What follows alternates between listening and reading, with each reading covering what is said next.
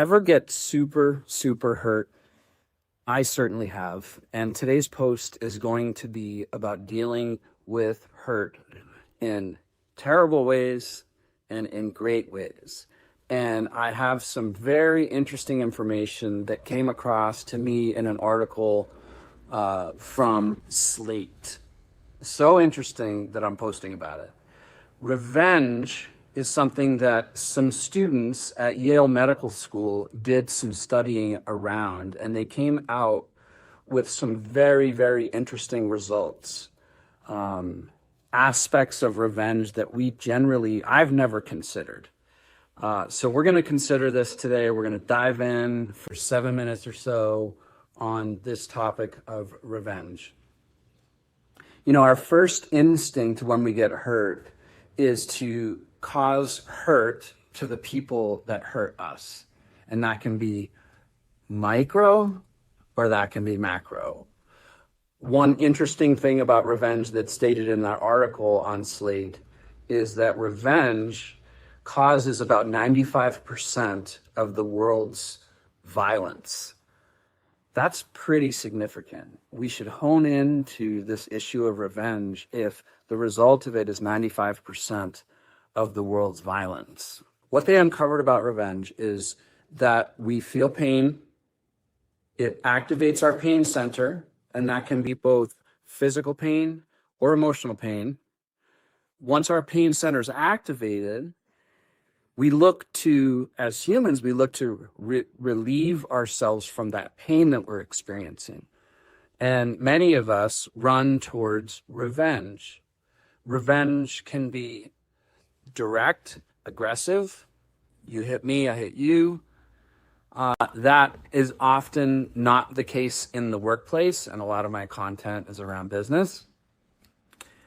That said, we still can foster thoughts and actions of revenge in the workplace by this very insidious type of behavior, and that's passive-aggressive behavior. So we get hurt, and then we plan in our minds, how do we get this pain out of us? We're going to extract revenge on somebody else indirectly, and maybe they'll never know it came from us. Same thing, still has the same results in us. So the pain center is activated, we commit revenge, we cause pain to the people that have caused pain to us, and actually we get relief. Well, this group of medical students at Yale did some brain scans on revenge as well as the use of drugs, and they found that revenge mirrors what your brain looks like when you're using drugs. And what happens then is our pain gets medicated through revenge, and then it comes back because it's not a good way of dealing with pain. And it creates the cycle. A very interesting thing about this, as I've contemplated in doing this post on revenge, is that revenge is so dark, and it's sort of like the Sith Lords in Star Wars, where those science fiction characters would feed off of hatred, anger, and revenge, and they got in themselves what they deserved. In the same way that if we subscribe to this revenge, we create this cycle, and the cycle doesn't just impact us.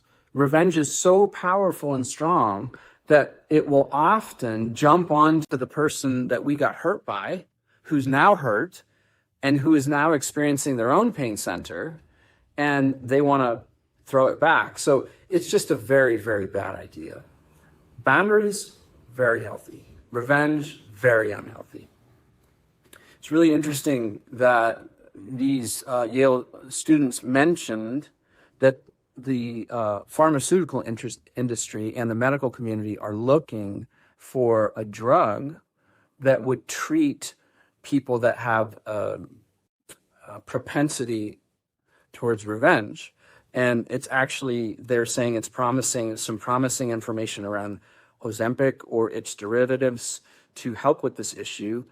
However, they also uncovered something that I've been thinking for quite a while. And what these scientists found, medical students found, is that forgiveness actually resolves the pain.